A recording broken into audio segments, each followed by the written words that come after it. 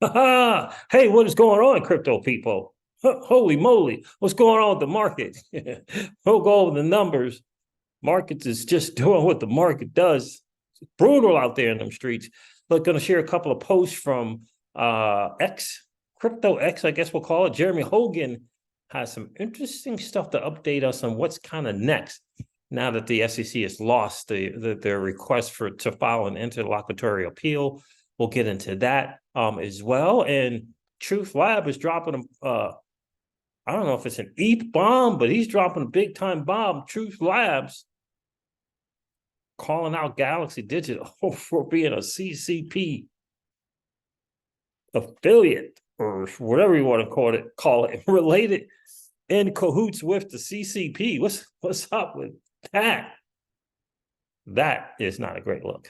All right, guys, listen, I got to get to an appointment, so I'm going to run through this really quick. This is your XRP Ripple daily news in around 0 to 10 minutes. So let's get into this a little bit. Listen, according to CoinGecko, Flare tokens under a penny.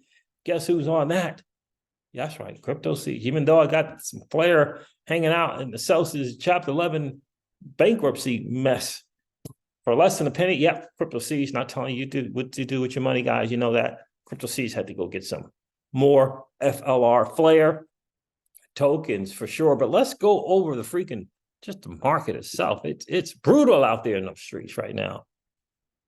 Okay, yeah, interesting stuff. All right, so look, according to CoinGecko, the total cryptocurrency market cap is at 1.1 trillion. Bitcoin dominance is slowly creeping up, 48.4%. Like my guy Benjamin Cohen says, the Bitcoin dominance is a major determining factor for just the space as a whole. Dominance is just going up. Whether Bitcoin goes up or down, Bitcoin dominance is Bitcoin dominance.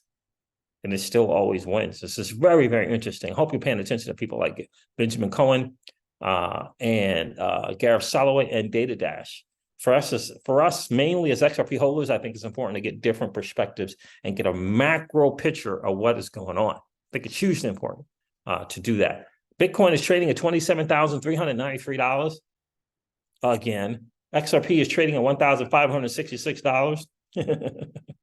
Again, and XRP is under 50 cents. It's under 50 cents, trading at 49.8 cents. Again, the market family is just doing what the market does. Brutal in those streets. Brutal in the streets. What I want to cover first. So, shout out to Subjective Views for sharing this video. I think it's interesting. A landmark case on how to decide and determine what is a security. This is Speaker Stacey Ferris. She's the professor of accounting at the University of Maryland, co-lead of the Digital Asset Management Working Group at the Government Blockchain Association. Take a listen to this real quick. Define and determine what is a security in the space. So that's an important case to be aware of, to understand. So we want to have that in the material. So that's an important case. Great example, Ripple versus SEC. And everything that's come out of the Ripple case, that looks like it's going to be a landmark case on how to define and determine what is a security in the space. So that's an important case to be aware of. Indeed, it is. And again, without business having experience in the overreach of the three-letter alphabet group in this country, we just won what many in our space is calling a landmark case. We just won a landmark case as well for us in the space that we're in. And she's pointing out that the SEC versus Ripple obviously is going to be that landmark case for determining what is and what is not a security. But Jeremy Hogan, speaking about the SEC versus Ripple case, Jeremy Hogan had an interesting post here on Crypto X. He says, I'm seeing some confusion as to what could happen next in the Ripple versus SEC or the SEC versus Ripple case now that the judge denied the interlocutory appeal. So I have outlined every possibility and provided the exact chance of each possibility happening and how long each would take. He says exactly. Jeremy is really, really funny. Really, really funny. All right, so let's get into what he has to say here real quick. I'll get an overview. The judge issued a summary judgment and denied an early appeal. In parentheses, he says an early appeal. The SEC has 100% right to appeal when the whole case is finished, and that will happen when there is a final judgment. As you will see, the SEC has no real good options. Possibility number one, the SEC's move forward with trial next April against the individual to defense, Brad Garlinghouse and Chris Larson, chance 39.4%. The judge has left only the hardest part of the case for trial. The SEC could easily take an L at trial and have some of its dirty laundry aired at the same time. They ain't taking a chance. I'm surprised he's got it at nearly 40%. I would put that at about 25 to 30%. The dirty laundry being aired out? Nope. If the SEC goes to trial, says Jeremy Hogan, an appeal of the case won't be filed until 2025. That means an appellate ruling likely won't come out until 2026. Then, even if the FCC wins on appeal, the case would most likely be remanded back to Judge Torres for further litigation. Just not great for the SEC. So the SEC wants to push the entire case to trial and then appeal the parts of the judgment against Ripple it doesn't like? Question mark. Fair enough. But the most likely outcome in that situation is a final resolution in 2027. June 14th, 2027 to be exact. Good luck with that, says Jeremy Hogan. Possibility number two, the SEC could settle the case against the individual defendants and move forward with obtaining a final judgment against Ripple and then appeal. He says that's chances 32%. Now, I would have flip-flopped those numbers, but what do I know? I'm just a YouTuber. He says possibility number two, the SEC could settle the case against the individual defendants and move forward with obtaining a final judgment against Ripple and then appeal. So move forward with the SEC could settle the case against the individuals and move forward with obtaining a final judgment, right? So if they settle, there's no trial. It's a shorter period of time. Got it. This is the SEC's best option. For that reason, I doubt that they do it. This is what I said, right? Gary Bear is the smoking gun. Like that dude, he ain't operating on rationale. He's got an agenda, he's got a motive, and he's got people pulling the strings. So, setting out the individual defendants gets the SEC to an appellate court about 9 to 12 months faster. Settling out with the individuals gets the SEC to an appellate court 9 to 12 months faster and saves its resources and face by bypassing a very difficult and overreaching case. After settlement of the individuals, the case could go straight to the remedies litigation. Remedies litigation still would require months and months to complete, which is part of the SEC's argument as to why it needed an early appeal.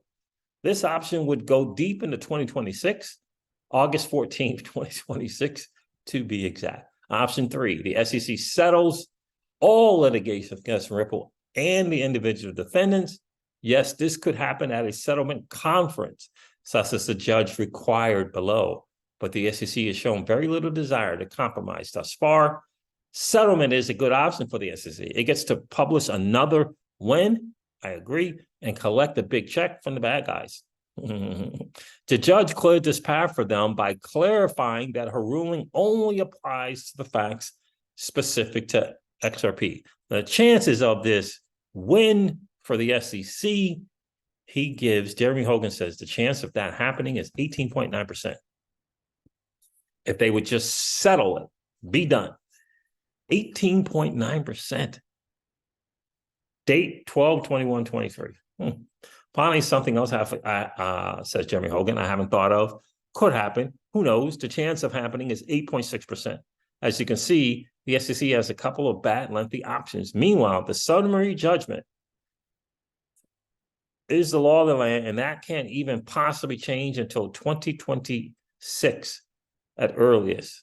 So 8.657% for I don't know. He's got two things here. So in any case, this is a really, really good write-up from Jeremy Hogan. I don't know what the 8.67% is for, but we'll see. Thanks for reading. You're welcome. So Fifth Lord said, can someone explain this to me in the football terms, this whole post from Jeremy Hogan? Jeremy Hogan says, Ripple is up 10 points with 10 seconds to go. Let me read that again. Jeremy is up 10 points with 30 seconds to go. And the SEC is kicking off.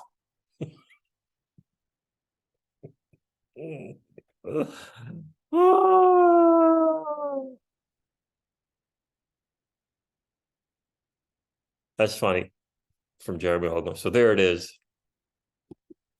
Let me share this little thing, interesting stuff here from Truth Labs. Where is that? Galaxy Digital, fam. Truth Labs, you know, this guy's been putting out some great stuff for sure. He's kind of like a really, really deep diver using blockchain and wallets, etc., to get down to the deep into the heart of the nastiness of stuff. Done it with Celsius, and done it with Ethereum, and now he's doing it even further here with Galaxy Digital. He says, I'm 99% convinced Galaxy Digital is just like everything else in Ethereum. A CCP affiliated front, a CCP, those aren't the friends of the US, affiliated front operating on American markets. Galaxy Digital is a spin-up set up to steal the wealth of you and me. It was there to A, sell shares to prop up Ethereum's price, B, to create a story of institutional investment, to create interest and a reason to invest in Ethereum.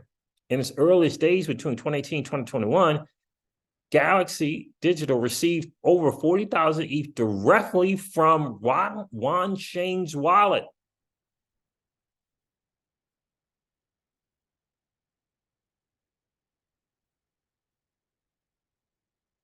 Not a great look. A CCP affiliated company.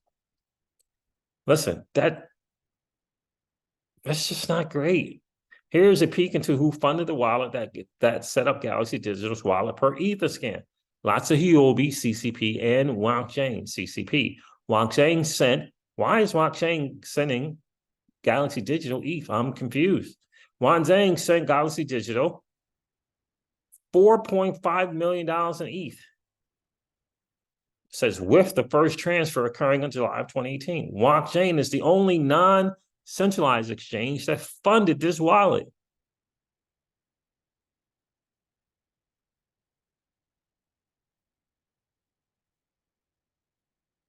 Wow. And he said he's getting his data about these wallets from the blockchain. Galaxy Digital, all according to Truth Labs, associated with the CCP. Just not a great look, fam. Just not a great look at all.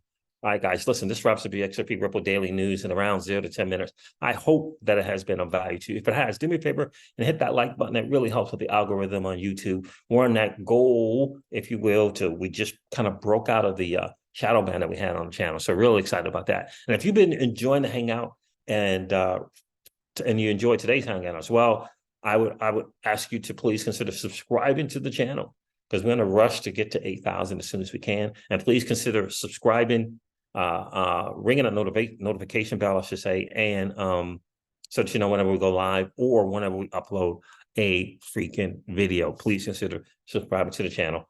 Mad rush on the Crypto Siege to get to 8,000 subs for sure. Shadow ban for 2 years is it is what it is. Close to 2,000 videos. Sub count just does not match that. But in any case, we're basing the value of this channel based on the amount of work that we put in and let the numbers catch up. That's our goal. So we appreciate each and every one of you being here for sure. I'm going to end this video like I do all of my videos and remind you guys of this, that old money doesn't want you to win. But that's okay though, because you and I, we're already winning. I'll talk to you soon, guys. See ya. Bye.